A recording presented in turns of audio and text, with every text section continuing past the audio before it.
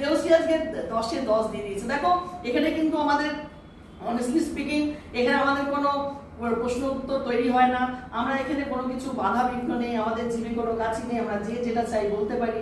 সেইখানে দাঁড়িয়ে দেবশ্রী আমাকে 10 দিয়েছে, মানে আমাদের অনুষ্ঠানকে 10 দিয়েছে, I mean to say, right? তো দেবশ্রী খেতে কি ভালোবাসে?